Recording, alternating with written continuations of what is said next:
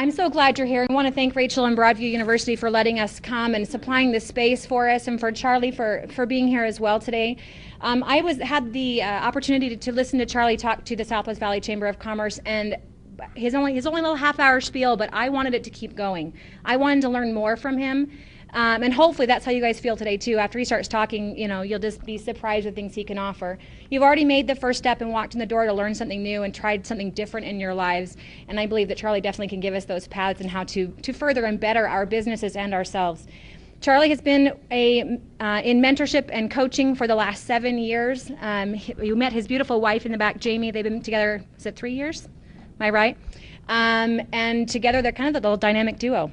So it's kind of fun to have him and be part of this. The Coaching Box, he's written books through that. You can talk to him about those if you'd like.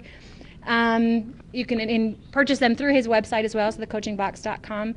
And we're just really excited to have him speak to us today. So I'll pass off, and we're set. Great, thanks. Thank you. Good luck. Thanks. She's wishing me luck. What about like break a leg? I mean, is it like more luck, if someone breaks the leg? Well, I appreciate the opportunity of just sharing some thoughts today, just to really empower yourselves, your organizations. And the neat thing is the tools I'm going to be sharing with you, you could also use for your family.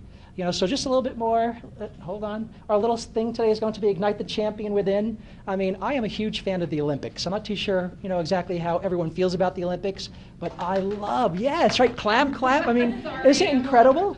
And as a result of like the Salt Lake City and the surrounding areas, I mean, we were just like tops as far as us watching in our whole country, because there was just so many of us watching it. But I was glued to the TV during the Olympics.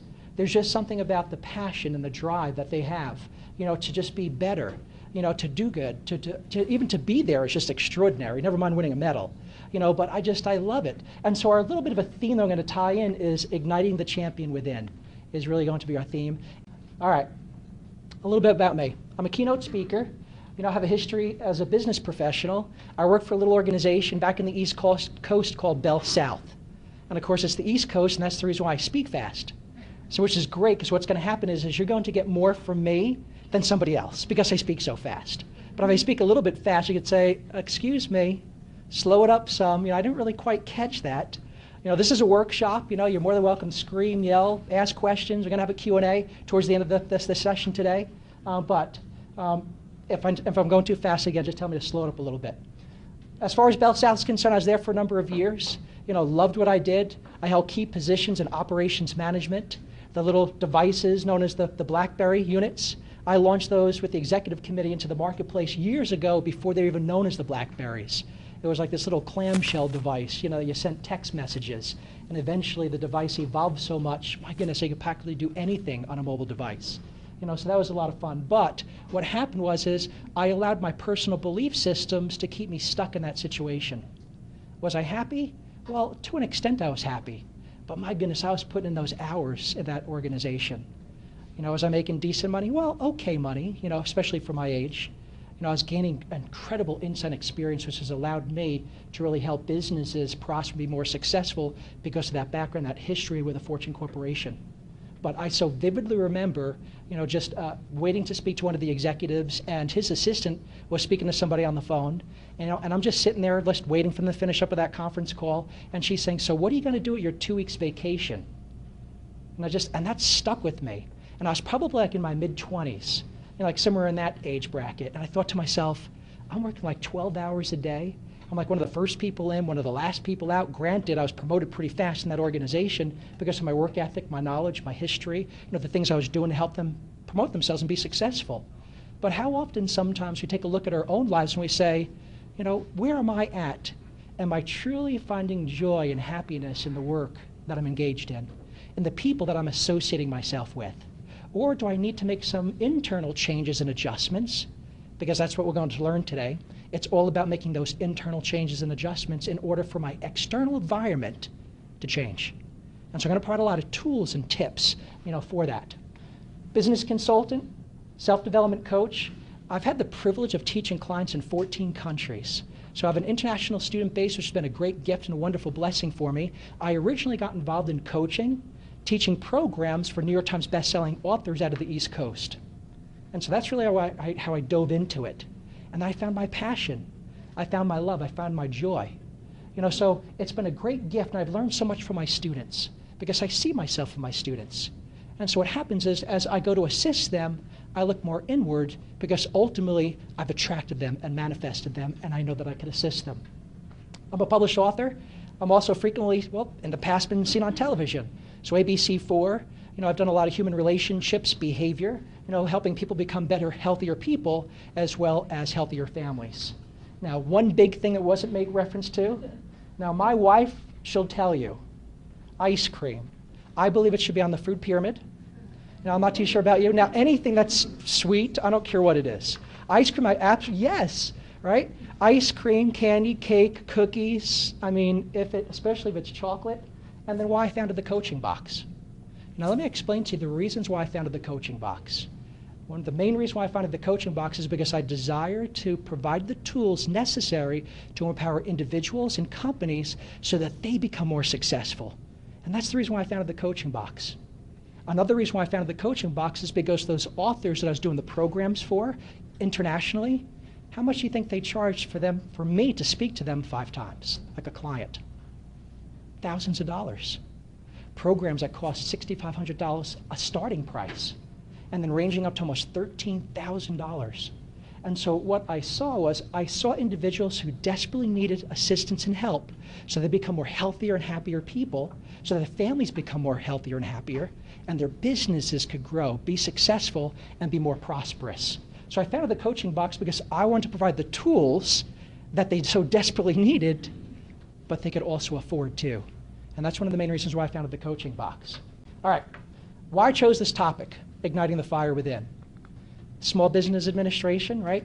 Statistics. I love statistics. I'm kind of like a stat person, which is interesting because I don't like math, right? But I'm a stat person.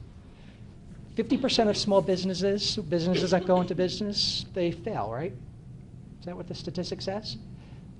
I originally thought the statistic was after the first year, it fails, but that's not accurate. But it's safe to assume after 5 years, 50% of those businesses are going to fail. And unfortunately, even after they make that 5-year mark, there's still going to be quite a bit of fallout with businesses also. The health of any organization is directly related to the owner.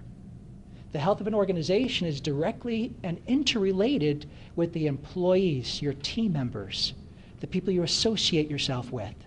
So how important then is it as a business owner, if we desire to increase our business substantially, to become more healthier, more whole, so we could attract the abundance that we'd like to receive? Is that important, everyone? Woo. Raise your hand. We have a woo, yes. This is interactive. If you don't raise your hand, you're going to be up next to me. I'll be asking you questions and interviewing you. That's going to be the second half of the presentation. All right, so it's super important then that we get the tools so we become healthy. Also, I just desire to provide the tools to people, so what? So that they become successful. This is our presentation overview. Conveniently brought to you in a style of cognitive learning. So you're actually going to see similar themes, like throughout my slide presentation, because guess what I want you to do? I want you to remember it, right? Besides, it's going to be a quiz. So, before everyone gets out of here, we're going to be passing out the quiz. You need to at least get, I'm not too sure, Rachel in the back from Broadview University, 82 plus, 85, who knows? So what we're going to talk about today is the 7 secrets to attract success. Who would like to know the 7 secrets to attract success? Everyone, raise your hands. Yes, we want to be more successful, absolutely. We're going to talk about belief systems. Now, I know some of you in here, and I also know that some people are aware of what belief systems are. How are they formed? And how do they affect or impact our lives, our business, whether we attract money or repel it from us, and relationships too. Because belief systems play a critical role in the types of people that we manifest in our lives, whether they're healthy or not. Either way, whether they're healthy or not, guess what? It still tells a tale about who we are versus looking externally and blaming somebody else for our lack or how someone's not making us happy. So we're going to talk about that during the second half of the presentation today. Talk about how to recognize unhealthy belief systems so we realize belief systems are going to play a critical role, right, in the success we seek. Who would like to know how to recognize unhealthy belief systems? Right? Absolutely. Next, discover the core needs of every person, because is success achieved alone? Is success achieved alone, ever? No, no. Like we need people, don't we? I like to say that, instead of like that need, because remember, everything has an energy associated to it. We desire to manifest and have healthy relationships so that we can assist them with becoming successful. And what happens is when you start focusing on others, then guess what happens? Then we genuinely have an air of abundance about us, and we start attracting things different in our lives. So what I want you to do is I want you to, as you're interacting in your business, I want your mindset to be as, how can I serve this person? What tool can I provide to help them achieve the success that they're after and what they seek? And just wonderful things happen once you make that mindset shift of, and I've done it. I've had that other shift where it's like, I need a client. Please sign this contract. I need this deal to close. In my past life, I was involved in real estate over 10 years. I was mortgage lending. And so I take a look at that type of business, and let me tell you, when it was good, it was great. But because of like my own belief systems and my level of deservingness and just, it wasn't consistent. And so what happens is, my goodness, it's like steak and lobster, and all of a sudden it's like beans and rice, which is fine if you like beans and rice, but it's nice to like incorporate some lobster with it, is it not? That's if you like lobster. Maybe steak, who knows? So we do see patterns, but those patterns sometimes we blame on external forces versus taking control internally to make some adjustments and changes so that it's not as up and down. I remember so vividly, so needing. Now think of the energy, right, that's associated with the word need. Versus I desire this, I deserve abundance, versus I need this. Let me tell you, I needed this deal to close. We had a little mortgage office, and it was just going to pay me such great money, and that was going to help me survive through the winter a little bit. My goodness, I did everything to make this deal happen, and it finally went to escrow, right, or to be closed. Just the day they were supposed to close, I get a phone call from the escrow officer saying that the lender touched base with the spouse's employer as like one of their checks, and she lost her job that day. So when they went to check to see if she was still employed, she didn't have a job. Now, if you're involved at all, like in mortgage lending, usually you could sort of jump through hoops, make things work, fix the conditions, just try to like make it happen. But like when somebody else doesn't have work, that was like a deal killer. So now think about it. I so desperately needed this deal to happen, and it was desperately, I needed it. Right? Did it happen? No. So it's interesting when we start releasing some of the things we feel we need, how eventually it just somehow works to our advantage. Now, and that also comes with faith and trust in yourself, but also changing some of those belief patterns by the way we speak, what we think, the activities that we're engaged in. So I'm going to discuss that, like all that today. We're also going to talk about the core needs of every person. Does everyone have any perfect relationships? Is all your relationships perfect in this room? All right? Like not one person's it. You guys are so honest. You listen, you get 100 for honesty. Congratulations. All right? So who would like to improve the relationships they have? Who would like to understand not only your partner's core needs, but your own individual core needs? How about the core needs of your employees, your staff, your team? How about your clients? What are their core needs, your customers? So there's a common theme and a common thread as to really what people's core needs are, and I'm going to share that with you today. Let's see now, finding the champion within. That's going to be kind of like a little bit of fun slide also. What's the name of my company? The Coaching Box. Oh, you're so good. Excellent. It's interesting. Oftentimes people remember who I am, but they always forget my organization, so I usually quiz people. All right, another test question. The name of Charlie's company is The Coaching Box, which I own with my wife. All right, there we go. Let me try to push the right button here. This is new also, so all these new devices. Common reasons for business failure. It's kind of wonderful to be up here when it's on the opposite end, isn't it? I'm even okay being down here as it's sort of hightailing it up. But isn't it interesting, some common reasons? What about starting a business for the wrong reasons? Have you ever got yourself involved in either an employment opportunity or you opened up a company, and that company really wasn't going well, but you didn't really like it anyway. Or maybe you didn't like the organization that you're part of, and all of a sudden you manifest a great gift. It's called unemployment. You got a pink slip. Then all of a sudden, usually those people are just, they're tragic. It's like, oh my goodness, now I don't have work. If I speak to my students, some of them have come to me after they've gotten that pink slip, and then it's like in this transition part in their lives. My thought is like, congratulations. Now you're going to actually be able to reinvent your life and do the things you have a passion and a joy for to make a difference in your life and your family's lives in the community. So it really is a matter of perception is what it is. And then recognizing sometimes how the belief patterns sometimes say, you have to go back to that safety. You have to go back to whatever it might be for you. But is it really going to allow you to ignite that champion within and live the life that you're truly meant to lead? Definitely not. So you have to stay true to yourself. So if anyone in here, and if you notice, what it was like one of the questions I asked you, I said, what did you do? And then after I asked you, what did you do? What was the next question I said? Do you? Yes. I asked that to everybody. What do you do? Do you like what you do?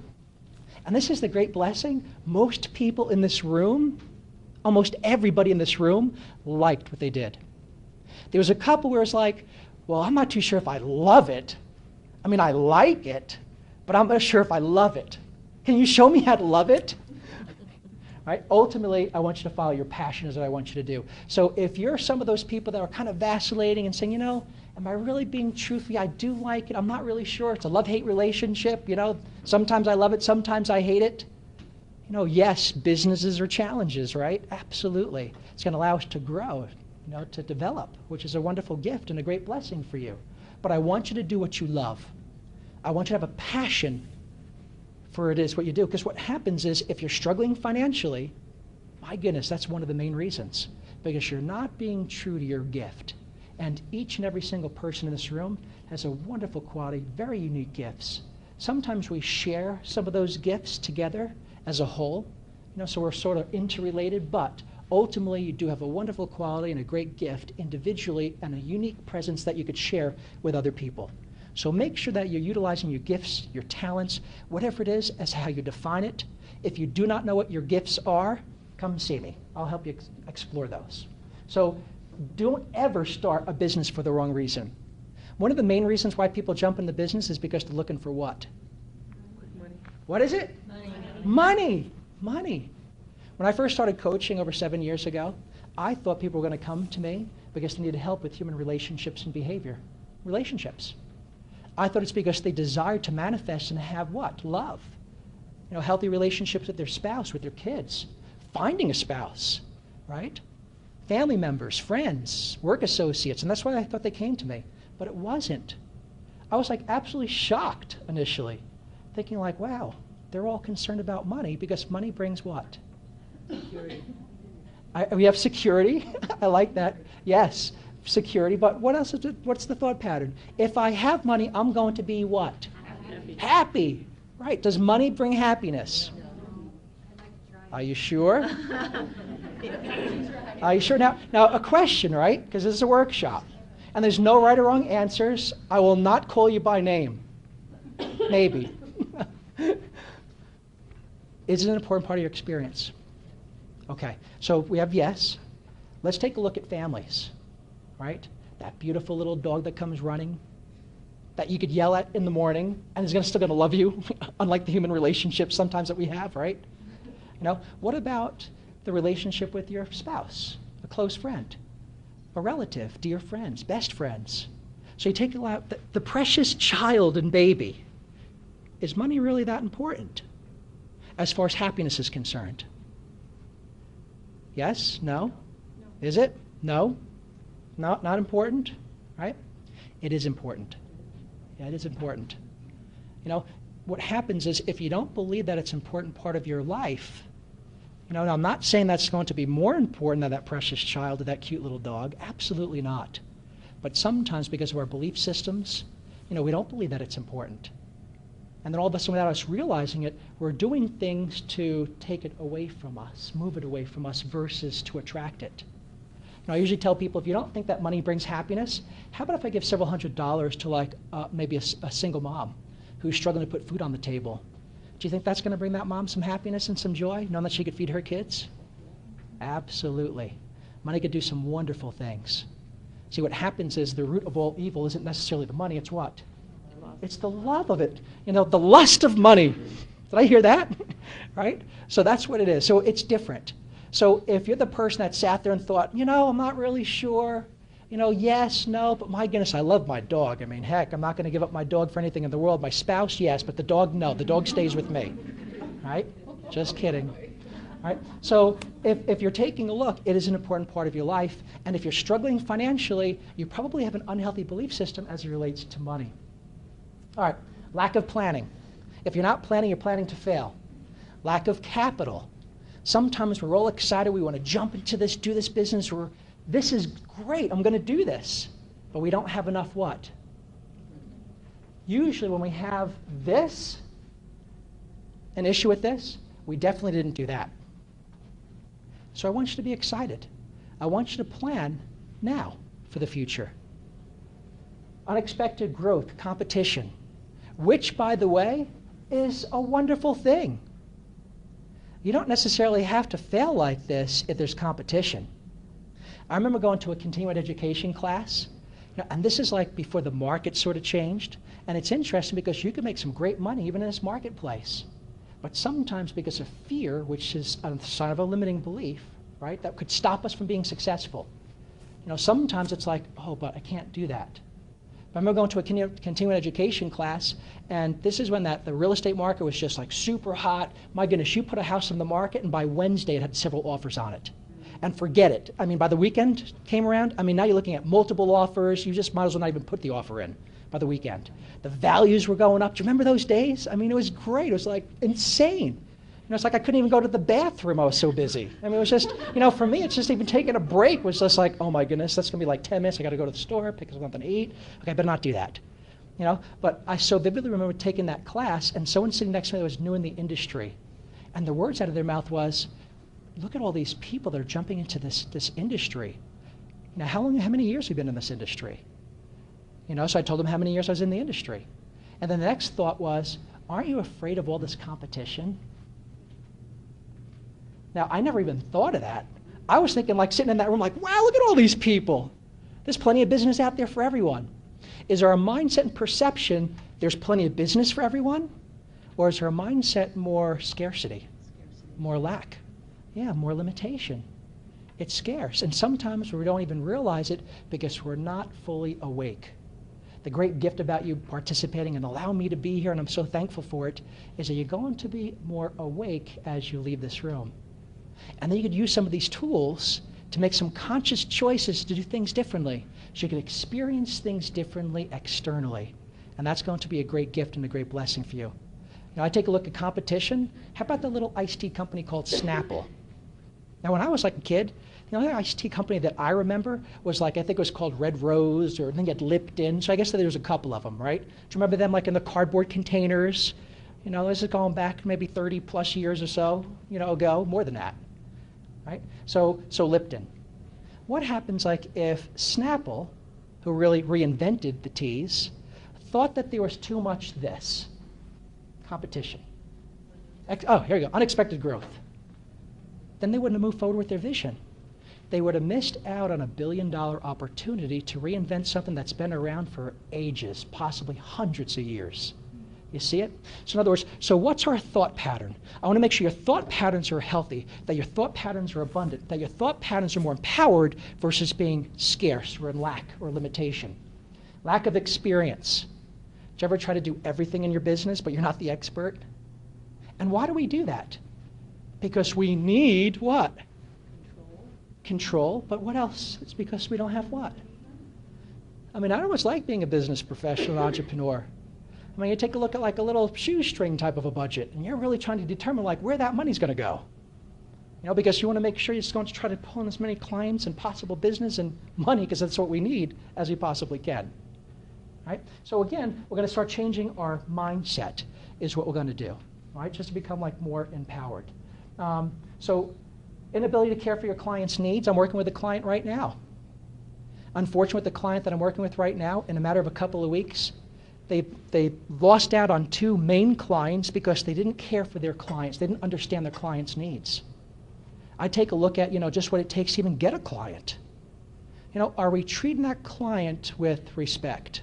Are we treating that client the way we know they need to be treated in order to have repeat business? Because if they don't trust you, my friends, guess what? They're not going to come back. They're not going to buy from you. You're going to buy from someone that doesn't trust you? Or you don't trust them? No, absolutely not. So make sure that you take care of those clients. And when I start talking about the core needs, we're going to dive a little bit into that. How about not changing in a marketplace that requires change? Because this is the way I need to do it. And I'm not going to budge. Are we so inflexible, that we're going to destroy business as well as possible relationships? Hopefully not. And then unhealthy beliefs. So that's the common reasons for business failure. The first secret of success. And if you have a pen and paper, I want you to write this down. It's interactive, right? Because this is wonderful. This is cognitive learning. I'm going to share messages multiple times, just so you get the insight, the information. But this is the first secret to success. It is commitment. Commitment in action. Commitment in word. Commitment even with our thoughts. How often sometimes we make an appointment with ourselves, and we don't even follow through with the appointments we make for ourselves. So what is that even telling us if we don't, let's say go to the gym? Maybe that's the appointment. Whether it's getting your hair done, getting the nails done, it doesn't matter. If you made an appointment with yourself and don't keep it, what are you telling yourself? That you're not what? Valuable. That you're not deserving. That you're not worthy. That you're not worth it. So if that's what you're telling yourself, then how are you going to manifest and attract healthy clients and a prosperous business? You're not. So be committed. Be committed to your appointments, not only with yourself, but the people that you're involved with as far as your business. How does it feel? And I've actually done both, by the way. I was actually the person that called to cancel an appointment at the last minute. I was also the happy recipient of them doing it to me. Now, how did it feel, like when I did it? Not very good. I also know what it feels like when someone does it to me. Not very good. How does it feel when someone cancels an appointment and you've had it scheduled, possibly for a month, several weeks, and then all of a sudden, like at the last minute, possibly on that day, they're just not going to show up, even worse? Does that make you feel valued? Trusted? Is that building the relationship that's going to allow your business to prosper, succeed, and grow? And so what you want to do is you want to be committed. Once you move forward and start living your passion in your business, once you recognize what that is, and I believe that most people in this room, from my conversations with you, you're living your passion. You're on your journey. And that's a great gift, and that's a great blessing. So be committed to that. Be committed to yourself. Be committed to what matters most. And this is important too. I want you to be committed. Be committed to the tools and education for your success is what I want you to be committed towards. Because that's going to be absolutely critical. I take a look at myself. I love to read. My goodness, I love to go to seminars. I love to go to workshops, because it allows me to keep the proper perspective I know I need to stay on track. So I want you to do what you need to in order to do what? To stay on track. Can you hear me back there? I can't see you anymore, but can you hear me? All right. Here we go. Now we're heading to the next one. So the first secret of success is commitment. The second one, embrace change. Now, if you're writing this down, what I desire you to do is I desire for you to put like a nice big star on this. Who likes change? Yes, I love people, right? Who's going to like change by the time we're done today? Everybody? Yes? Everyone? Everyone? Raise your hand. Yes, or I'm going to hand the microphone to you, because this is important.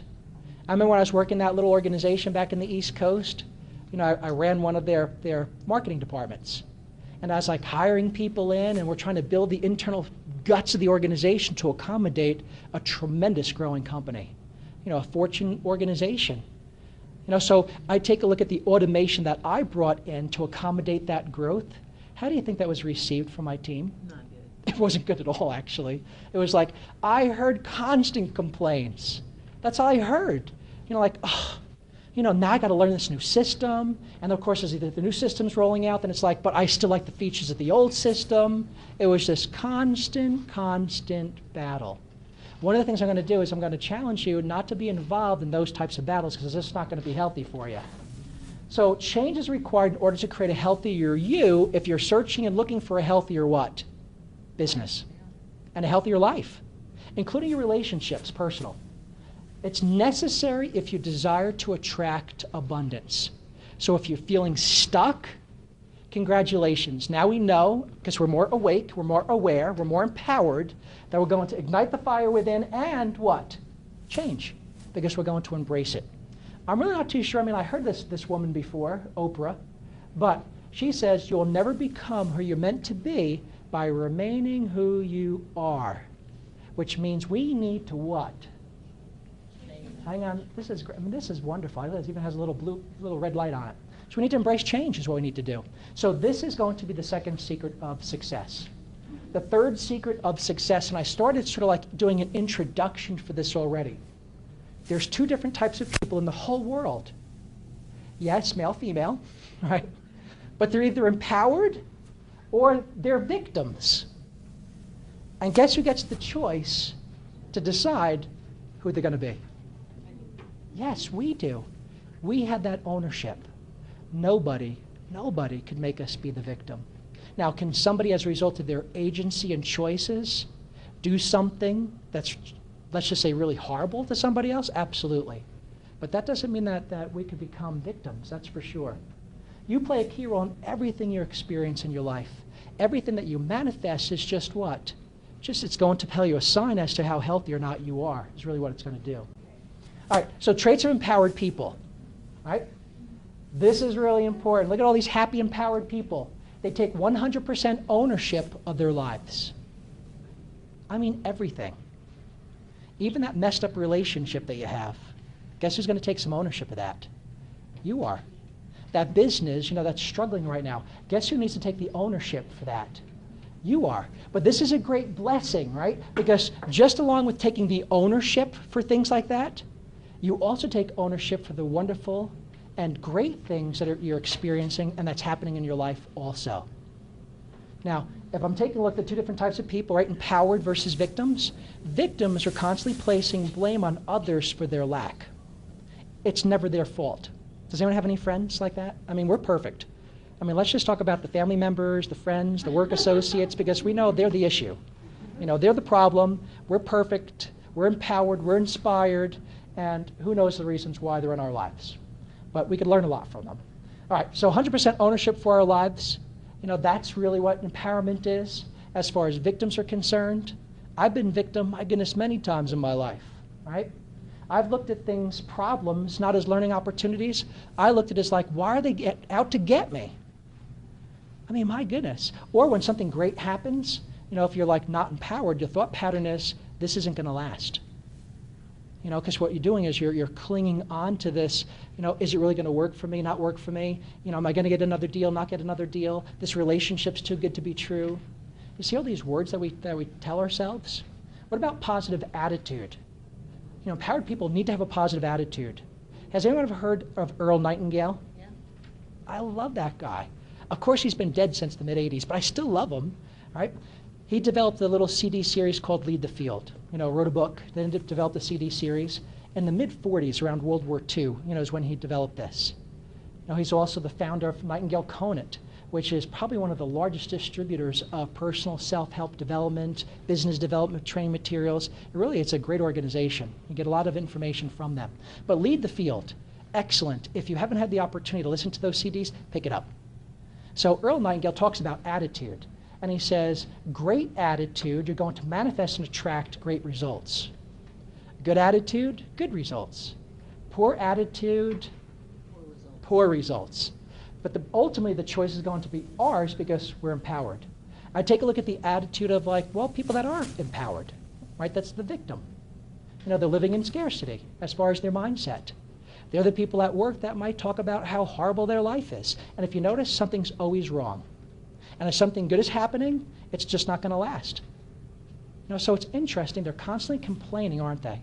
They're constantly talking about others, but not in a healthy way. Because remember, as empowered people, we want to uplift, inspire, encourage individuals. We don't want to actually put them down. So our words are either going to inspire or it's going to deflate. Ultimately, we get that choice. But my goodness, those types of people, everything bothers them. I mean, I've had some people, like when they call me up, it's like I look at my phone like, oh my goodness, I'm not too sure if I have the energy, right?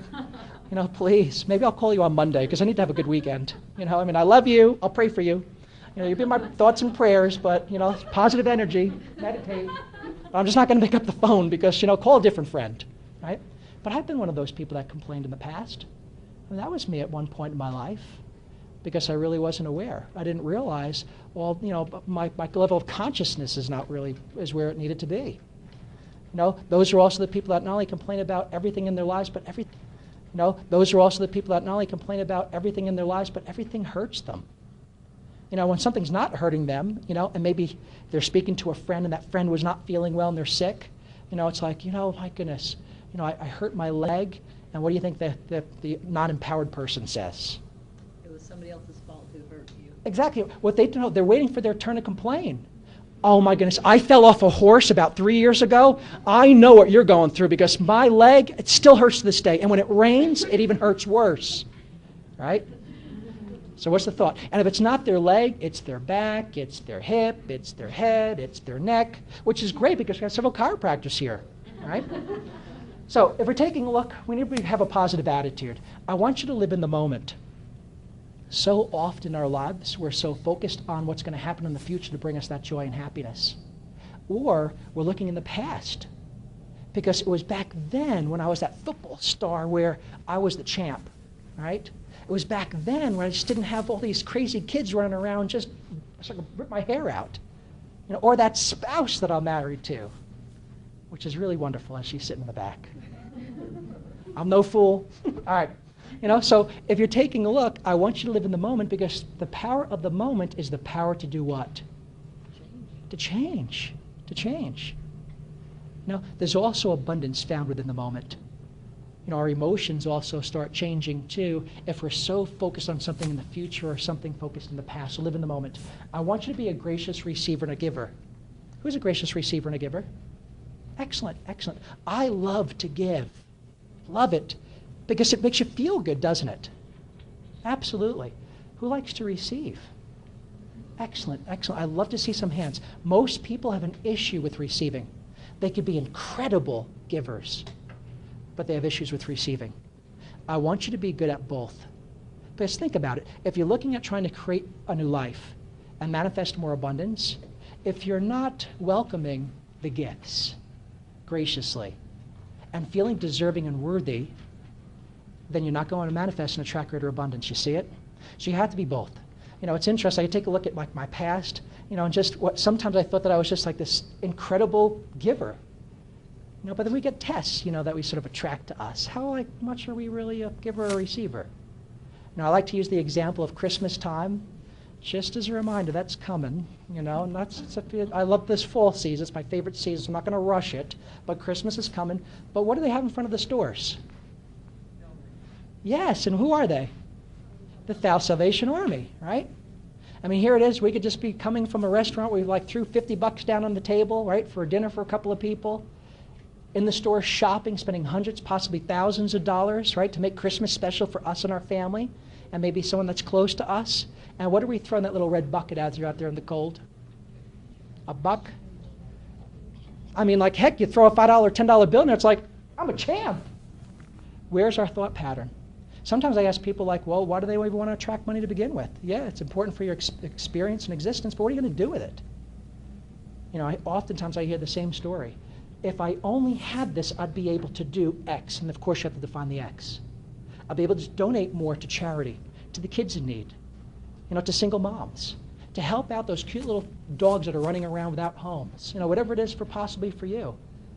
That's not the mindset of abundance and empowerment. The mindset is you need to do that now, not some point in the future. You have to give your time, your talents, whatever you could possibly have now, because that's going to be the signal of abundance. And we want to send that signal of abundance out is what we want to do. So live, be a gracious giver and receiver. Live in gratitude on a daily basis. Don't just be grateful for things. Feel gratitude. You see the difference? I take a look, one of the workshops that I conducted, there was a woman in there that was a cancer survivor. And she said, it's interesting, I used to talk about how grateful I am for my life. I'm grateful for even some of the struggles that I have. But she says it was just so like, oh, I'm grateful for that. I'm grateful for my kids. I'm just grateful. And then she was struck with like an illness. In her case, it wasn't terminal, which was a great gift and a blessing, because it went into remission. But she talked about gratitude and how she feels gratitude now. She doesn't just express it, she feels it, and with that feeling comes an emotion of abundance. Your passion, have a high moral conduct, and that is absolutely critical. Have morals. Sometimes in business, people do things that are just not really healthy for them, their clients, the people that they're working with. Regardless as to what it is, just make sure they make the proper decisions. And then the big one is I want you to take action. The fourth secret, know what it is that you do not want. Now that's actually easy to define, isn't it? Like what is it that we do not want? Okay, well, I don't want that messed up relationship. I definitely don't want that messed up employee in my company because I'm just so sick and tired of them complaining and how everything just is so tragic in their life. I definitely don't want what? Bills, the creditors calling me. I sure the heck don't want an eviction notice on my company's door.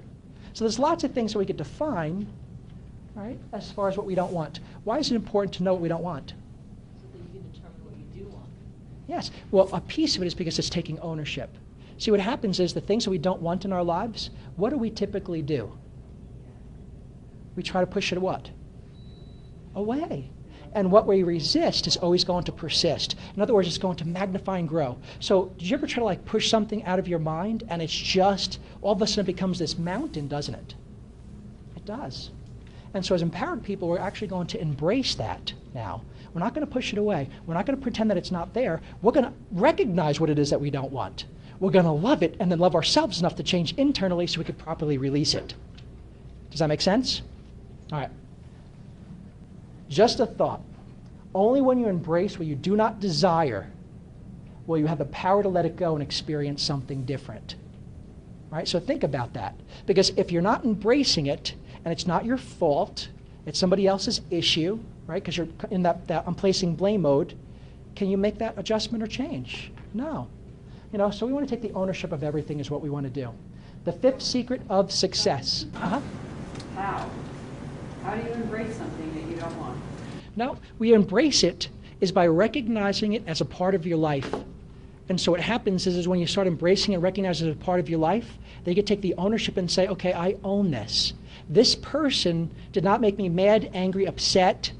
I own that emotion and I have control to make the change as to how I'm going to respond to that person. Just to give the example. We could actually, once we embrace something, once we recognize our belief systems, the ones that are unhealthy for us, and we start making some internal changes, then we could consciously then make choices to release sometimes people. And the interesting thing is, as we start changing internally, even our external environment as far as people are concerned are going to change too. All of a sudden something's going to occur and something's going to happen where they're no longer going to be in our lives anymure. Such an amazing concept. I have a problem with anxiety. I feel anxiety, and my great husband, he says, just put your arm around it and love it. And I'm like, but I'm so afraid of it. I hate it so much that I push it away. I'm feeling anxious, and guess what? I feel more anxious. So as I just like, okay, I'm feeling anxious, as I embrace and accept it, guess what? It goes away. And some of the questions too that you could also ask for this, is ask yourself, I love the why. Why am I feeling this? Why is this my emotion? In other words, where is it originating and stemming from? The programs that I teach, you don't necessarily have to go back and dig up all this stuff to really figure out who messed you up and where did it come from. That's not really what you need to do. But the power of why is a good indicator, because what happens is the emotion typically follows a thought. So what happens is, you have these thoughts, and all of a sudden you have these emotions generating as a result of those thoughts. Just like you could control your words, because it's easy to control words, right? I'm going to give you a little challenge. It's called the 30-day negativity challenge. I want you to go a full 30 days without being negative. And if you catch yourself being negative, you go back to day one. I'm on 2 hours. This is being videotaped. Don't tell the audience. No. Right? But it's going to just create more of an awareness. And so just like we really can control our words, they're just not automatic. We can control our thoughts too, with this principle of embracing and start making adjustments and change. Sometimes, like when a thought pattern comes into my mind, where it's like it's just not healthy and not where I want to go, now I recognize it. I don't entertain it. I start thinking of something more abundant is what I start to do consciously. So for instance, maybe it's a money issue. Maybe it's a money thought. And I think to myself, my goodness, this isn't going to last. It's too good to be true. And so I start going down that path that's like, wait a minute. I know my words, my thoughts, my actions, everything is going to create my experience, as well as my future experience as I move forward. Let me start changing that consciously. I guess you're more awake now. And so what I do is I will acknowledge it. I acknowledge you. I acknowledge these are my fears. Why are they my fears? Where are they stemming from? And then I choose, and sometimes I say it out loud. So I'm driving in my car and it's like, I'm choosing to release you as I'm driving my vehicle, alone, with nobody else in the car. The neat thing is like these days, my goodness, someone could be thinking I'm on the phone, right? Go back in the day, it'd be like, woo, person's talking to themselves and there's nobody else in the car, and there's no cell phones because they didn't exist then. So what happens is you consciously make the change, and then what I want you to do, here's a big tip, I want you to think more abundantly. And so, for instance, I sometimes take myself to a time where I receive like an awesome check. Now, how did it feel? And so what happens is, you embrace it, what you don't want and desire, the feelings associated with it, because we have to take ownership in order to release it. You tell it that it's no longer going to be part of your experience because you're empowered, and then you're going to switch your thoughts to a feeling of something more abundant. And it's important to feel that abundance because that's going to help you make that transition and that switch. So in my case, I always went back to that incredible check that I received. And it's like, oh yeah, that's how it felt. This is the feelings that I want to send out. This is the signal that I want to send out, the message, in order for me to attract abundance. So I appreciate your thoughts. Did I answer questions?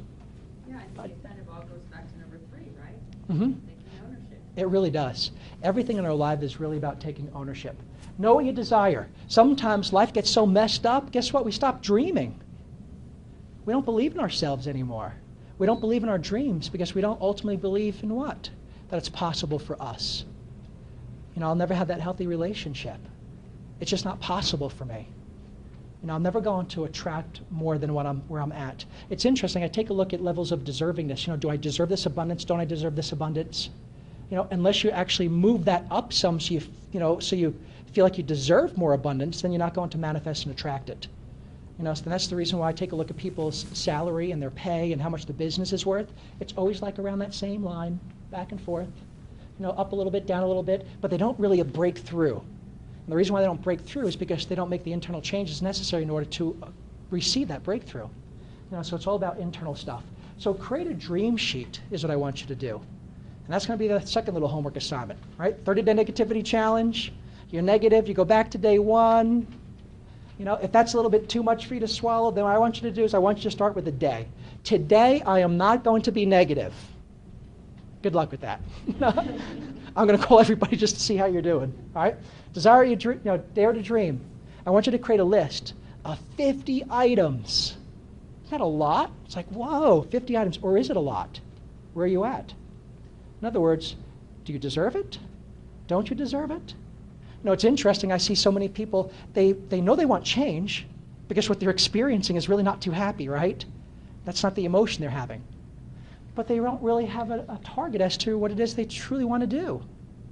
And so if you start defining what it is that you truly want to do, then you're going to have something to, like I say, I'm going to accomplish this. And what you'll find is out of those 50, you could actually do some of those things right now.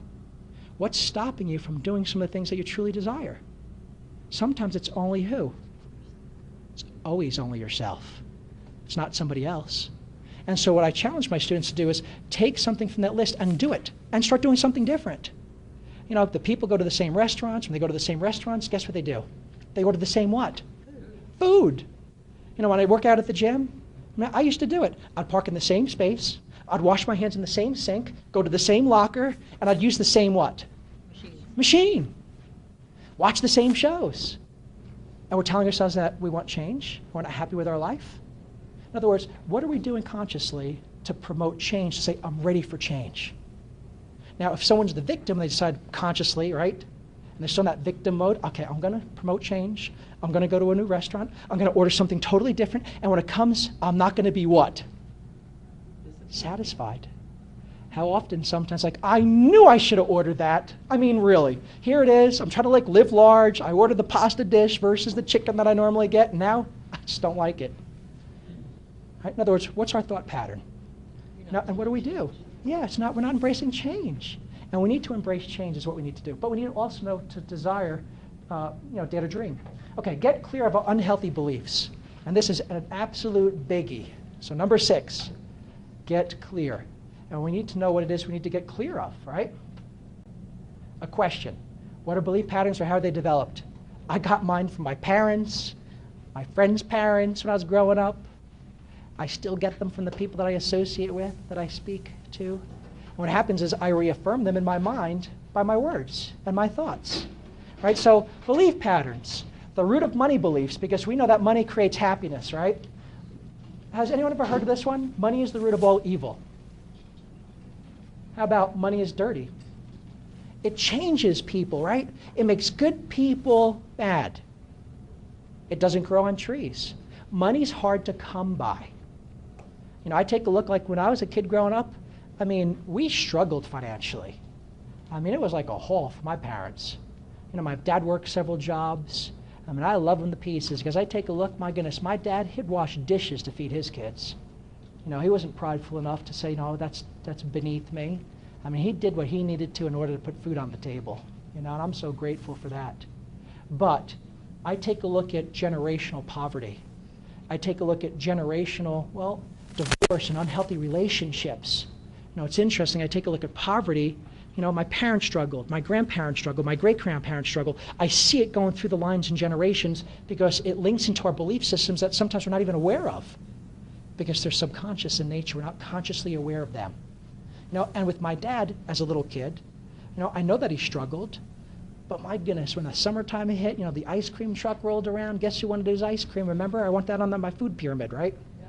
It was me. I mean, I could hear like the jingles of that ice cream truck like several miles away. It's like, ice cream, so we're like running to my dad. Well, there's a bunch of us, right? He had 6 kids. He was working really hard, worked at night, sometimes worked during the day, got only a few hours worth of sleep. And I'd be all excited, Dad, I want some ice cream. What do you think what do you think his response was? Think it was positive? No. Heck no. I mean, this man's worried about like keeping the lights on, putting food on the table, right? And this little boy wants ice cream? Kid, you have no idea what's going on. Out. No, but he'd usually give it to me, but he'd be like, take it, just... And then I had to hear how he worked so hard and gave his parents all his money, had to walk with no shoes in the snow to school. Not really, but that's what it sounded like, right? So my belief systems, right, stem from all of those comments that my family made, my experience. Does that mean I'm stuck with them? No. In my workshops, I provide the tools that are necessary to start making those adjustments and changes so we become more healthier. But they do affect us. One of the things that my parents used to say, like when they saw somebody like really wealthy, was they must have known who? Someone, yes, in order to get that way. Or money makes money. In other words, you can't be self-made unless you knew somebody and you had what? Money. Well, let me tell you, I was messed up because I didn't know anyone and we had no money. All right? No wonder I worked for Bell South for so many years. So you see it? So what are your unhealthy money beliefs? Common feelings associated with any negative belief pattern, especially relationships, because there's more unhealthy negative beliefs with relationships than there are for money, which I talk about in workshops. Feelings unimportant, low self-esteem, inadequacy, unworthy, not desirable, frustrated, annoyed, right? Remember, we have to control our emotions. We're empowered now. What about disappointment? Has anyone ever been disappointed in this room? Frustrated? Anxious? I have. I've been angry. How about like not feeling good enough, or you could never measure up? So see that these are some of the negative belief patterns that are associated with an unhealthy belief print. How to recognize unhealthy beliefs. So now that we're going to be more awake and aware, number 1, excuses. No more excuses. And I hear, I'm too old to change. I don't have the money. I don't have the knowledge. Don't have the education. I don't. What are we telling ourselves? Because we want to start changing that. How about fear? Remember one of the keys of success? Right? We want to embrace change, right? We're no longer going to fear it. Hesitancy. Are we hesitant? I want you to start trusting your intuition. Follow that green light, that signal within that says, this feels good. When you go against something, you know, like that red light that says don't do it and you do it, that's called learning opportunity. That's what that is. It's the yellow light that most people get stuck at. What should I do? You know, it doesn't necessarily feel right, but it doesn't feel bad either. And boy, it's going to pay a lot of money. Maybe I should do it. But it doesn't really feel right. I'm not sure. And all of a sudden they get confused, right? Because if it's a green light, it's like, it feels good. I'm going for it. That's the green light. And the red light is like, no, but then all of a sudden in our mind we start questioning, should I do it? I should do it. I'm not really sure, but my goodness, it'd be great. Maybe the relationship will really work out. Who knows? You know, but the yellow light, I promise you, if you take that step, that light's going to change, without a doubt. So it's always going to be red or green. So initially, if it's going to be left up to you, as you take that step, it's going to feel right, so you'll get that confirmation, you move ahead. But if it turns red, my friends, I want you to honor yourself enough to follow that light and the intuition that says, stop, don't do it. So I've actually done both. Placing blame. We're no longer going to place blame. Unwarranted feelings of guilt or shame, not deserving something. What about self-sabotaging our success? Sometimes we get involved in so many worthy charities and good causes, and we're running around that we're not doing the things that are most important to us. And that's the reason why commitment's number one as far as the keys of success. Right, those 7 secrets. Be committed to who? To yourself, because if you're not where you need to be, you're not going to be able to help out other people. And then not having what you desire as far as relationships, money. No more of these. No more excuses. You know, I don't want to hear how bad the economy is. Because my goodness, some of the world's greatest organizations that are still around today happened in times of depression and recession. How about I don't have the money for something? And when someone's actually like, you know, writing out a check to pay a bill, guess what you're thinking about? How the balance is going down, right? So we're not going to do that. I don't have the time. You know, it's better than not having work. You know, it's all I know. So there's all these different types of excuses, you know, that we're using to stop us from progressing and moving forward and getting ahead, and they just stem from internal belief systems and patterns, that's all. You know, and now that you're more awake, more enlightened, you're going to start thinking and doing things differently. The 7th secret of success is I want you to take action. Action is a precursor to what? Towards change. And I want everyone in this room to start changing their life consciously. And that's a great gift. Love this photo. If you hear a voice within you say you cannot paint, then by all means paint, and that voice shall be silenced. A little artist known by Vincent van Gogh. I took this picture. My wife and I were in Mexico. I think it was for my 40th birthday. And, but I just snapped that. I mean, like, look at that. Isn't that incredible? I mean, I snapped this picture just like in the perfect time as he was like jumping. Are we jumping? Or are we going to allow us to not make that jump and do what we need to make the change to be more successful? A little freebie. Send me or give me your card during this little break we're going to now take as we dive into like the second half in a few minutes. And I'll send you a video link of today's presentation. And so what happens is you'll have your notes, then you're going to have, you know, just my words maybe resonate in your mind, and now you're also going to have the slides or this video of this presentation that you could refer back to for additional information. Does that sound good? Freebie? Yes, we like that? Okay. Because there's a lot of information really to really grasp and hold on to. So let's take a 5-minute break. I'm going to throw my cards up here. Grab a card, keep in touch with me, but why don't you put yours,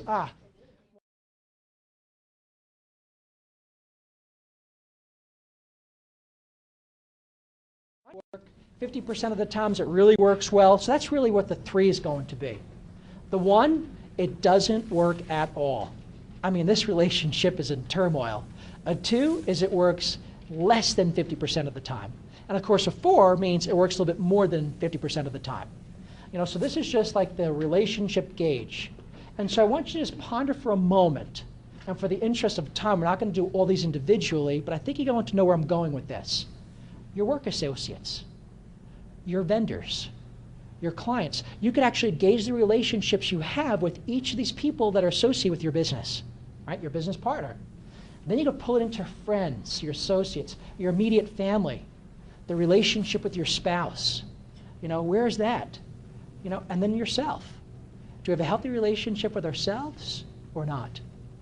hopefully after this, the time we spend together today, you're going to start making some adjustments and changes so we start becoming more healthier internally, including ourselves. So start gauging them on the scale, and let's talk about this scale. Well, first let's talk about discovering the core needs. And if you notice, right, these cute little pictures that I have up, we have business professionals, and then we also have what? God bless you. Then we also have people, regular relationships, because these principles and the core needs are for everyone regardless as to it's a personal relationship or whether it's for business, because people's core needs don't change. The dynamics do, depending upon the relationship, and of course the closer the relationship to you, the heavier the belief pattern. In other words, the quicker the response. So as an example, I could go up to you and say, and give you like maybe some constructive suggestions and advice and say, if you were to only do this, I think you're going to get the results that you desire. Now let's have her spouse do that. Honey, if you fix that, you're going to get the results you desire. How do you think that conversation is going to roll? It's probably going to roll till like 2 in the morning. Not a happy one, just to let you know, because what happens is with those belief systems, we have a higher expectation to the people that are the closest to us. So the closer we are in relation to that person, the belief systems are going to come more into play, and all of a sudden emotions come in. So from the stranger, she's going to be kind to. That is a great suggestion, Charlie. I'm so grateful that I know that I came here today. Now to the spouse, it's, so what you're telling me is I'm what? Broken. I'm broken. In other words, you're not accepting me. I'm not feeling acceptance because you're trying to change me. My ideas, you're not valuing my ideas and my opinions. You see it? So the closer we are with people, the dynamics are incredible. I discuss it in my relationship workshops, and it's life-changing. All right, so discovering people's core needs. Who likes acceptance? Everybody likes acceptance.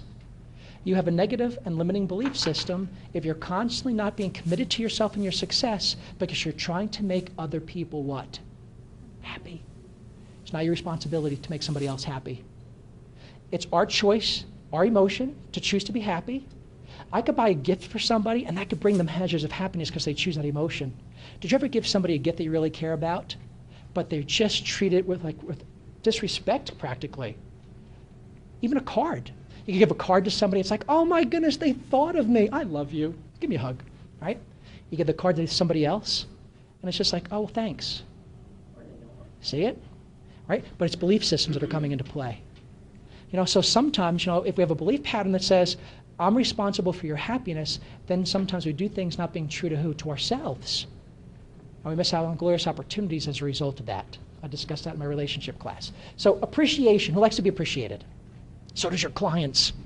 So does everybody else. Everyone likes appreciation. How about, and it's interesting, sometimes, we think that we have to buy all these grand gifts, right, or make these grand appearances, in order to express our appreciation or our love. Sometimes the most thoughtful thing is a phone call. A smile. How about calling up the client and saying, I so appreciate this referral. It's people that, like you, that allows me to be more successful. It's people that, like you, that allows me to be more successful and prosperous. Thank you so much for believing in me. Do you think that phone call is going to be received? Sometimes that phone call is going to be better received than just sending out a cold card, a little gift card. Here's $50, $25. Thank you. So always make that personal touch is what we need to do because we want to show our appreciation. Do you think communication is important? I like to be, right? Is that a core need? To be understood, right? Communication is important. Commitment, that's one of the keys of success, the secrets. How about supported? Who likes to be supported? My wife and I, we've been involved in different businesses. When I first moved from corporate America into entrepreneur and being a business owner, and heading in that direction, where it's like sink or swim, that was a hard move for me. There's lots of belief systems that were telling me all these things I couldn't be or do and what I could deserve. So that wasn't an easy transition. And my goodness, never mind my income like this. It was like this. It's like, please. That's why I needed that transaction to happen because I was down there at the bottom, right? So when we're down there sometimes, guess who we start making phone calls to get support and validation? Usually from our unhealthy family, right? Guess who I called? My parents. I called up my dad. I said, Dad, I know that, Jamie and I, we open up, we're doing this mortgage business, and yeah, I'm excited. Yes, it's grown. Yes, we just opened an office. But, good luck with making the payroll. The business, we paid all the bills for the business, but sometimes there really wasn't too much left over for us, like as partners in that little business venture that we had. And so what do you think my dad said? What do you think his suggestion was to me back in the East Coast? Go get a job? Get a job, son. Really. You'll get benefits, you'll have steady income, And then, of course, my mind went back to, listening to dear old Patty, which was that vice president administrative assistant that was on the phone with her friend saying, and where are you going to spend your 2 weeks for your vacation? As I'm putting in 60 hours a week, thinking, 2 weeks? Whoa. Didn't really sound appealing to me, even back then.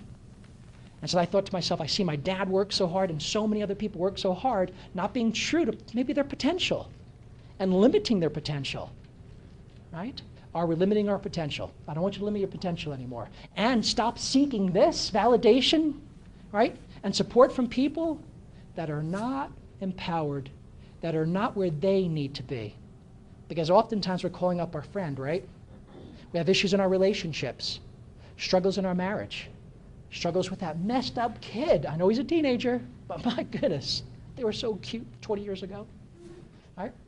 So what do? Who do we call? Other people. Sometimes we call people because we want validation for how we feel. Okay, I realize I could be mad at you because my girlfriend just told me, my buddy just told me, he knows how I feel. That all of a sudden, we feel like we're camaraderie together, right? Because you know what I've gone through. You know how I feel. And all of a sudden, we're seeking the validation to what? To hold on to an energy print, a belief, an emotion that's not going to take us to abundance? Where are we at? And so I want you to challenge that as I want you to do. Security. Don't you think everyone has the need to feel safe? Lack of money. Take a look at divorce statistics today. A good portion of divorces are going to, or marriages are going to end to divorce. So where are we at? Security. Security as far as in the relationship that's strong, healthy, because they're supporting, uplifting, loving, encouraging. Sounds so good, doesn't it? How about respect? How often sometimes, when we start screaming, yelling at each other, where's the level of respect with that? Are we respecting ourselves? Or are we allowing somebody else to push the button that we own? What buttons do we own? And what changes do we need to make in order to become more healthier people? And then genuine concern. Don't you think, right, getting that phone call? I'm just wondering where you're at. Sometimes, we start formulating opinions because, we don't even have enough data. We don't know really what that other person's thinking. And all of a sudden, the wife calls, right? Or the husband calls. You look at the phone, it's like, oh, honey, I'm just running late, right? And all of a sudden, I get annoyed, a little bit frustration. You know where I'm at. I'm at a business appointment. Don't you get it? I'm busy. See it? That's interesting. I take a look at some people. Some people are the kindest to strangers. And the people that, as far as relationships are concerned, the people that are closest to us, our spouses, our kids, right, our family members, we so treat with disrespect. I've seen people walk into a bank, stand in line, and be the kindest to someone that's standing right next to them, and they don't even know them. And they'll walk out and just not even acknowledge their spouse. Where are we at? Are we in that mode? Because if we are, I'm going to challenge you to actually change that. Because when you start changing that consciously, then your lives are going to change, and the people in them have no list. Relationship ranking. So remember that little exercise that I gave you on a scale of 1 to 5? 1 is you're in trouble, right? And 5 is this is good. We need some more of these relationships in our lives. We want 5s and 4s, and that's really what we desire. But let's say it's stage 1. Stage 1. So if you did a relationship ranking of a 4, I didn't put a 5 up there because we know 5s are great. 5s are practically unrealistic. You have to question just where you're at if you have always a 5. But 4s are always possible. But what happens if you have a 4 constantly, consistently, and one of the perceived needs that we just made reference to are not being met? All of a sudden there's confusion, right? In a relationship it's but I thought you loved me. I don't feel supported. See it? You know, what about with business, with customers? Let's take this to our customer base now, right? When an occasional need is not being met, all of a sudden the customer might feel what? Not important. Do you want our customers not feeling not important, or to feel not important? How about like annoyance, frustration? Remember, people are going to come back to you because they trust you. My wife is really good at what she does. She's been involved in the real estate and the mortgage lending professions for years.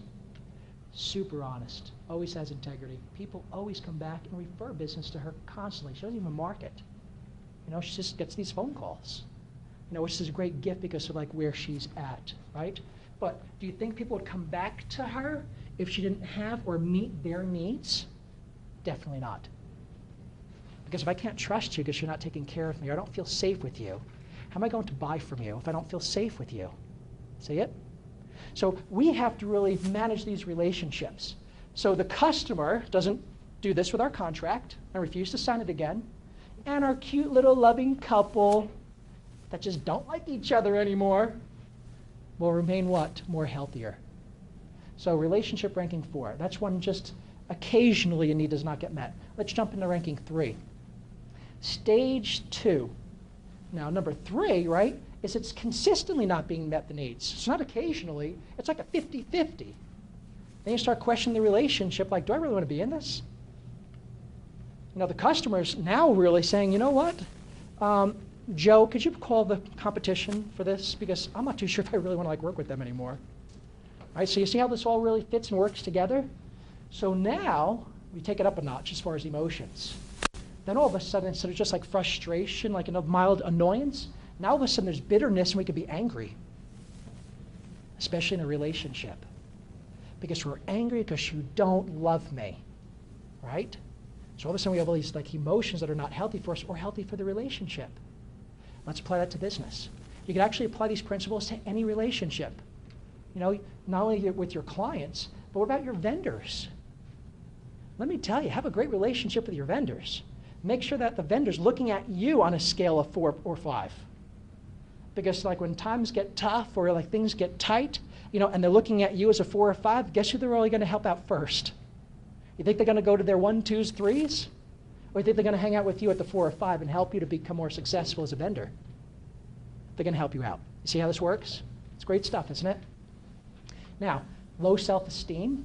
Because what happens is when you're involved in that relationship, right, especially a spousal relationship or that person that you love, right, that significant other that you might have, you know, then all of a sudden, like, it impacts our self-esteem, right? Because we don't feel deserving and worthy. Then this starts building in. You know, all of a sudden, like, you know, from being like angry, it turns, and the anger also has resentment mixed into it. We could actually feel resentment, God bless you, for people in business.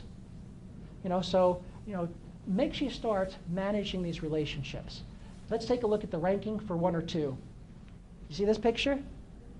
You know you're in trouble here. So if any of those little groupings of family, friends, business partners, yourself, right? I mean, if you have a relationship ranking of between 1 and 2 in this little exercise, this is the final outcome after a prolonged period where the core needs of a person, a client, is just not being met. And so the outcome then is what? Is withdrawn. Sometimes we withdraw in relationships, especially love relationships, because we're tired of feeling like we're being what? Hurt. And so what happens is, whoop, hold on, there we go. What about customers?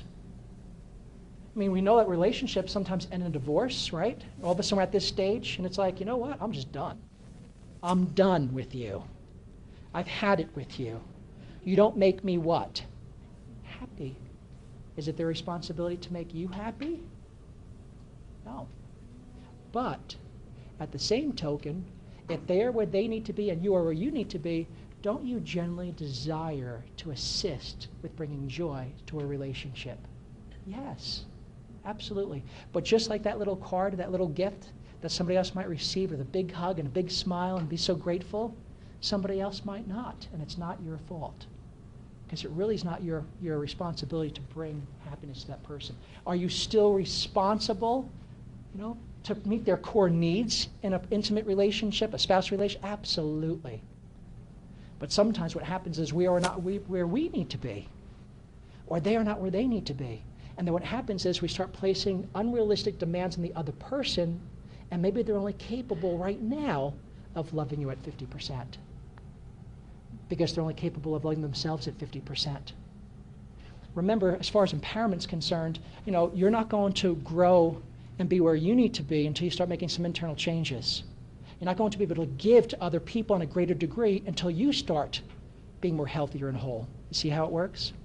See, if our mindset is where it needs to be, especially with relationships, because I wanted to share this with you today, then what happens is we'll look at somebody else when they're just not really kind and happy. They're kind of like in that victim mode, right? Their emotions and their response is just not where it needs to be. Are they happy? No. Do happy people outlash? They're annoyed, they're frustrated, they're constantly complaining. Do you think victims are happy? Do you think that energy is bringing them ultimate happiness, joy, and peace? No. And so what happens is if we are where we need to be, then we're going to be less quick to do what? Judge. See it? How often we start judging others and they're in such a negative space? Ultimately, what I want you to do is I want you to take care of you today, is what I want you to do. I want you to become more empowered. I want you to have a different mindset and start recognizing that you do deserve your core needs to be met, right? But we have to stop placing the obligation on others and expecting them to meet them for us, right? Does that make sense? I talk about this in my relationship workshop pretty heavy. All right. Who would like to resolve conflict? Now, this was not supposed to be part of our little presentation today, but I just felt impressed to include it. So this is going to be like a little bonus. I'm going to talk about conflict and how to properly communicate, or at least provide you some tips to help you on your journey. Does that sound good? All right? All right. The art of conflict resolution. Resolution will not occur. Remember, what we resist persists, it grows, it doesn't go away when topics are what? Ignored. And sometimes we ignore topics, right, especially in like a private relationship, because it's what? Going to cause conflict and turmoil. I am not going to discuss this with my wife because, like when I tell her this, it's just, I know what's going to happen. I'll be up to 2 or 3 o'clock in the morning. I'm not going to be able to speak to my husband about this because I know his response. His response is going to get all emotional and excited and, right, aggravated, angry, frustrated.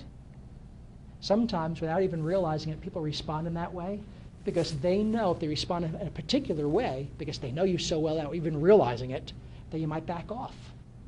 But that's not going to resolve conflict, is it? Conflict resolution. Constructive communication becomes sabotaged by negative emotions. What do you think I mean by that? Right? Constructive communication becomes sabotaged by negative emotions causing an argument or a fight. What do you mean by sabotage?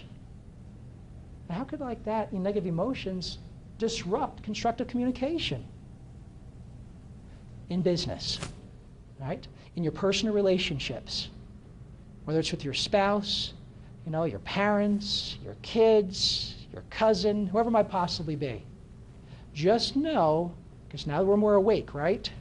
This is my empowered class. You're more enlightened, which is a great gift. It's going to help you on your journey.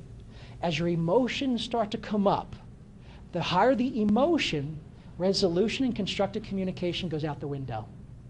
Because then what happens is, instead of being reactive, we react versus proactive. You see it? Oftentimes people make very poor judgments and choices and decisions because they're filled with emotion. You're not going to resolve conflict with a client, with a customer, with your family if you're filled with emotion. So you have to actually own your emotion. Another tip for you. If you're ever engaged in someone that's just venting and frustrated, they don't want to hear your suggestions, okay? All right? Just a little bit of a tip. Let them vent. Like a pressure cooker has all the steam in it, right? So all the steam's building up. You release the valve, and what happens to the pressure? The pressure goes down.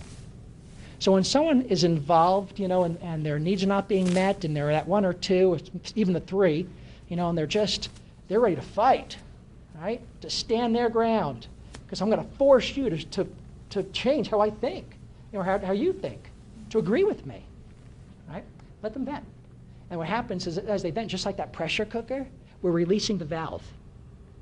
And then the tone eventually will be to a point where constructive communication can come back into play. Does that make sense? All right. The art of communication. Effective communication is not an opportunity to dictate how things should happen. This is how it should be done, because I'm perfect. I need to follow me, right? This is how you should do it. And of course, the other person's like, says who? Your way is not necessarily the way that somebody else should do it, especially your what?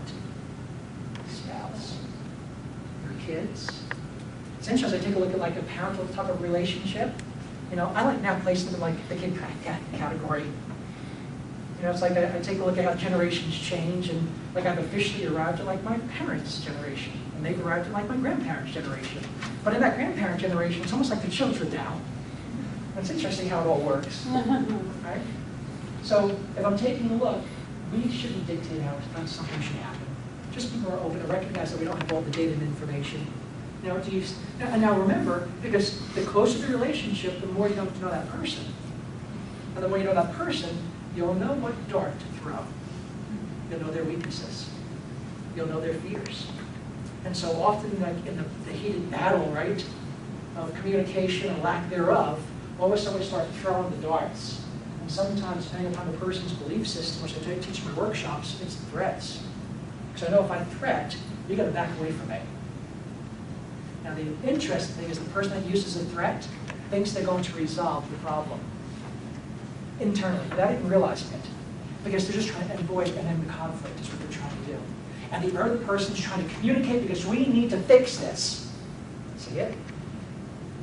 Now, all these tips and thoughts, really, it works with client relationships also. It's not the time to dominate a conversation. We have 2 ears and mouth. We have to use them accordingly as far as their percentages. Right? Listen. Listen. It's wonderful to be heard, but we also need to listen. What about imposing your thoughts, your values on someone like your partner or a client? An opportunity to point out inadequacies or mistakes. Just to state what? That we're better than somebody else? We're better than whoever it is that we're talking about? And time to pass judgment. The art of communication respects your partner's opinions and individual identities. That's a start. Respect them. Stay in the moment. Do you ever start arguing with somebody? Well, say it's your spouse, right? That significant other. Or a kid. A messed up teenager. They used to be so cute when they were young and thrown up on you. You know? Do you ever go off the moment? And all of a sudden instead of talking about the topic that we're really discussing, we're on something totally different. I want to let you know that, I went to Christmas with your mother, and all of a sudden it's yeah, but and I went to that family reunion, and I don't really like your family. And so all of a sudden we're starting to go off in all these directions and tangents, right? The real issue here is people's core needs are just not being met. And that's really what the real issue is. We can start to ask ourselves that powerful question of why. That's going to turn you more inward in personal, professional development and help you recognize and see the response that we're having as a result of belief systems. Being an active participant, listen, discuss, exercise patience. I hear it's a virtue. Foster trust and respect by maintaining confidence. When someone tells you a secret, because they're going through a difficulty, can I trust you with this? Can someone trust you with your secrets when they're going through life's journey? Or you're the very first person to pick up the phone and say, oh my goodness, Karen, you're never going to believe this. Even if it's true. How often sometimes when we're picking up the phone, we're talking about just situations that aren't healthy, even if it's true. Empowered people don't do that. It's not going to allow you to receive abundance or feel abundant, have that happiness that you ultimately can have in your life. All right. Effective communication must be void of judgment and criticism. So we want to make sure we're void of judgment and criticism. Not be charged with negative emotions. Why? Because we know when our emotions run high, reason runs low. And we're not going to resolve anything when reasons run low, whether it's personal relationships or in our business. have the time and attention of willing participants. Do you ever have like, in a relationship, it's like, we need to talk. It's not like, do you have a minute? Can we talk? Is this a good time for you? It's really like, I need to vent and tell you what I'm thinking. Whether you're ready or not, I'm ready to talk. Are you ready to talk? And so one of the arts of constructive communication is respecting the person enough to allow them also to choose when a topic should be discussed. Does that make sense to everyone? All right. Let's see now. Have the time and attention of participants, not have unhealthy body language. All right? We need to talk. I'm ready. Feel free. I know where this is going. All of a sudden the eyes roll. Maybe the arms cross. Think about this in a work setting now. I see it in work environments. Someone gets pulled into a meeting and it's like, ugh. All of a sudden, like, even the breath is like, ugh. Right? Where are we at even in our work? And what message and signal is it sending to our supervisors, to our employees, to our staff, our team, that we're looking towards to build them up? Are we building them up?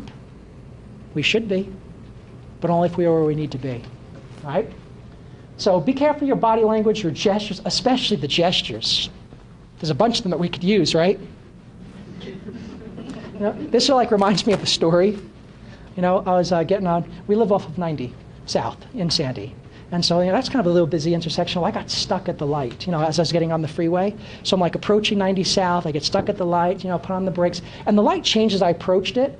And I could have like slammed on the gas, right, to like sort of go through the light. But I didn't. I stopped is what I chose to do. And so like I'm waiting, then eventually the light changes and I go, well, I didn't realize the person behind me, they had a different mindset than me. Their thought pattern wasn't like, be safe, slow down, stop. Not make an abrupt stop, but I was able to stop, without putting on that brake so fast. They wanted me to push on the gas, right? Go. So the emotion and the button I pushed for them was, I'm mad at you because you didn't go through that light. So guess what gesture they gave me as they walked up, as they, the high five. Oh, I love that. Yes, I'm going to use that in the future. It wasn't exactly the gesture they used, but the high five sounds really good. How do you think my response went? What do you think I did? Give them the high five back? No, I smiled. Oh my goodness, these people really they have such faith in me. That's not what I did, unfortunately. I got, all of a sudden, like a button got pushed in me and its belief systems. I got like, in fractions of a second, I got livid. This anger just came up inside of me and I started to chase them on the road. I am dead serious. like road rage. I'm like, pull over, I'm gonna beat you. It's just, and I consider myself like this peace, love, and flowers type of a guy, Now this is the interesting story, part of the story. I was going home teaching. Now, if you know what that is, that's just, you go visit a family and you pray and you see how they're doing and share a little message about God, and that's really what home teaching is. So I finally arrive at my appointment. She's like, well, you say the prayer. I'm like, I think you should be praying for me today. Right? So isn't it interesting, what we allow as far as buttons and our emotions and our responses? Because there's been times where people have actually, gave me those wonderful gestures, that high five, right, as I was on the road, and I have smiled. I thought to myself, like, my goodness, well, that person's just not where they need to be. It's just not where they're at. Well, let me tell you, as I was chasing that car down the street, down 15, I wasn't where I was needed to be at either. So it's a conscious choice to change is what it is, and that's what I'm inviting you to do. All right? Here we go. Use the proper tone of voice. So you have the healthy body language, devoid of criticism, willing participants. Because as you raise your voice, guess what also is going to be raised? Emotions. Yes, emotions. Emotions. And the reaction from the other party as well. So more of a silent whisper. So as soon as you see yourself, getting more, your voice is being raised and elevated, again, the emotions, and we know that the emotions and communication is going to go out the window, and it's just not going to be healthy. So this is some of the tips we could do to fix it. These are some fun slides. Ignite the champion within. And that's what I'm going to invite you to do. Michael Phelps, do not put a limit on anything. And I like how he said anything. He didn't say your family, your relationship with your spouse. He didn't say, don't put a limit on your business. Don't put a limit on anything. Because the more you dream, the further you what? You get. And that's why one of the slides, the secrets of success, those 7 secrets, dare to dream. I want you to dream again. I loved watching Gabby. She was just her big smile, and when she won the gold medal, she's this big smile, and the commentator, like if you were watching the Olympics, said, and there's Gabby's $1 million smile. Her mom was doing bankruptcy because they were so poor. She almost stopped even getting ready for the Olympics or even competing on a national level because they didn't have what? The money. But she was moving forward and doing it anyway because she was loving and supporting her daughter. And of course, the same week, several days after the gold medal, then all of a sudden there's like little Gabby with Kellogg's who gave her a $10 million endorsement over a few-year period. She has a $1 million smile. Do we have $1 million smiles? Because what happens is I watch the Olympics and I take a look at these gold medals. I take a look at just the commitment, the dedication, right? All these secrets that we talked about that these athletes, these professionals actually have. So we see them on their journey, up on the podium, listening to their anthem, right? They're happy, they're smiling, they're excited just to be there, which is a great gift. But what we don't see is the journey that got them there. Do you think Michael Phelps had his days? Absolutely. Do you think little Gabby, you think that she had her moments where she felt discouraged, beaten down, not good enough? Abraham Lincoln, I love to use him because he ran for office so many times, and this guy was like, my goodness, lots of issues, lots of buttons that he could have been pushed. He could have been a victim, period. His mom died when he was a kid. He ran for office multiple times, never got elected. His sweetheart that he was engaged to, that he wanted to marry, also died. His family went to bankruptcy. His business collapsed. And regardless as to how much he tried, finally, he became what? President. I take a look at, I had the privilege of going back east, a little community called Orange, New Jersey, and where west or east Orange, New Jersey was Edison's workshop. Thomas Edison, a little inventor of important items, right? He held over 1,000 patents and was actually a successful inventor during his day, which is really unlike a lot of artists and inventors. Usually it's like their kids and great-grandkids that are like now the millionaires, and they're dead and they died in poverty, and they had all these wonderful ideas. It just didn't take off during their lifetime. But not him. And they questioned his success. And his comment was, I failed my way to success. Do we see that in our business, in our lives, in our relationships? Because remember, we need to look at things as learning opportunities because we're going to be more empowered, more inspired now. So never give up, never ever quit if it's your dream. I loved watching these 2 ladies. 3-time gold medal champs, right? Misty May, Carrie Walsh, just incredible teamwork. Remember, you're not going to get there. But what I want you to do is I want you to shift your mindset as to what someone could do for me. What can I do to assist them on their journey towards success? All right. God bless you.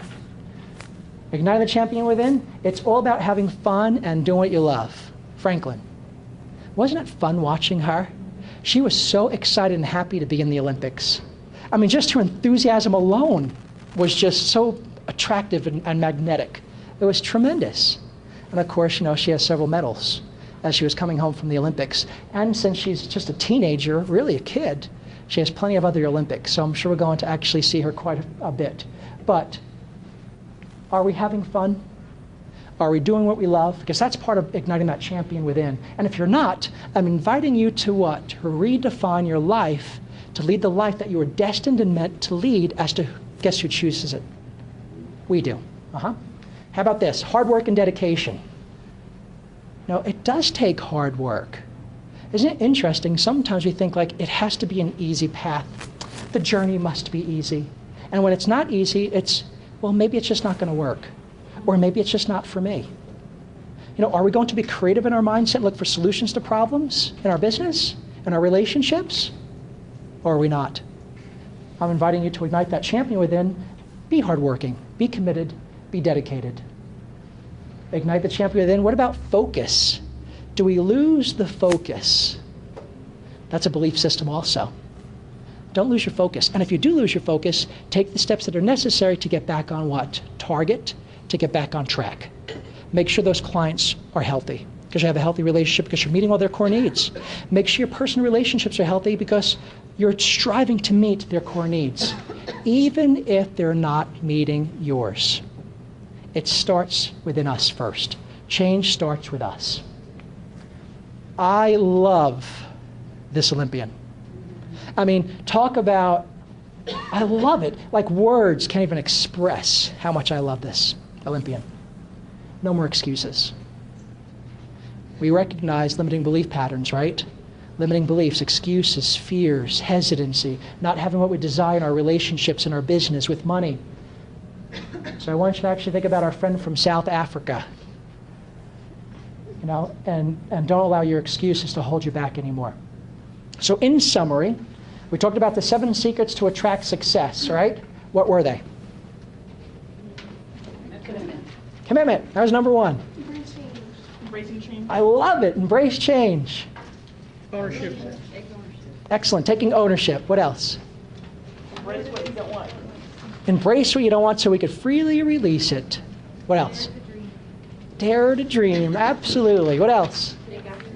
And of all of them, I love the taking action. Because it's usually action, the lack thereof, which absolutely kills us. And this one is absolutely critical. We have to choose to rid ourselves and get the assistance we need to recognize and change our unhealthy belief systems. We talked about belief systems and how they develop and how they're still developing. Then we talked about the signs of an unhealthy belief system, right? What signs of an unhealthy belief system? So I want you to walk away, right, being empowered, inspired, have new tools. You're going to get out of this room and you're going to do it. Right? So what is it? What is fears? So our fears is a sign of an unhealthy belief. Who has some of those still hanging around? I do. I'm still on my journey. What else? Excuses. Excuses. No more excuses, right? When an excuse now comes up, I don't care what it is. I want you to actually think about our double amputee Olympiad. Is actually breaking grounds for people like himself and for others, by the way. Right? What else? Placing blame, because when we place blame, then we can't have the power to change it. So that's where ownership comes in. What else? Self-sabotage. Sometimes we're engaged in all these wonderful things, we're not allowing our lives to move forward, right? Guilt and shame, not having what you desire, and the hesitancy. Red light, green light, right? Discover the core needs of every person. We talked about those. The art of conflict resolution, which really links into communication. Did you guys enjoy the second half of this presentation? Excellent. Great stuff. And then finding the champion within, which was just our fun slides. Discovering the core needs, here they are. If you're trying to move those relationship gauges from 1, 2, and 3 up to the 4, possibly occasionally at a 5 range, just pick a few of these. What need am I going to work on to change this relationship with my boss, my employees, with my vendors, with my clients, with my family, with my spouse, right? With my parents. So we have to start choosing to meet their core needs. Conflict resolution, and then finding the champion within. So ultimately, my friends, the choice is now yours. You can take action. The consequences is being empowered, a successful life, being where you need to be, and finding more joy and happiness. And yes, it could include what? Money. Choice B, don't take action. Don't do some of the things I was telling. The consequences, you'll continue to experience the exact same thing in your life. You'll continue to possibly be part of the victims of the world. And that's not what I want you to be. Another little freebie, I'm going to do a 20-minute consultation. So if you'd like to have a consultation with me, you could just tell me just an area that you're struggling with in your life, and I'll provide you with some insights. So if you'd like to coordinate that, I'll be probably sending out messages and communicating with you, but call me. You have my business card. You're more than welcome to touch base with me. Jump on the website. But if you're having some issues in whether it's business relationships or just relationships as a whole, I do business consulting, I can help you out. I appreciate your time. I do keynote speaking. I have a workshop coming up on relationships. That's fast approaching, which is definitely life-changing. And I also do corporate consulting. So just know I appreciate everyone's presence here today. I just hope that you take some of these tools and techniques that I know you could use on your journey towards transformation and leading the life as you're what? Igniting your champion within. Thanks. And thanks for letting me go over today, too.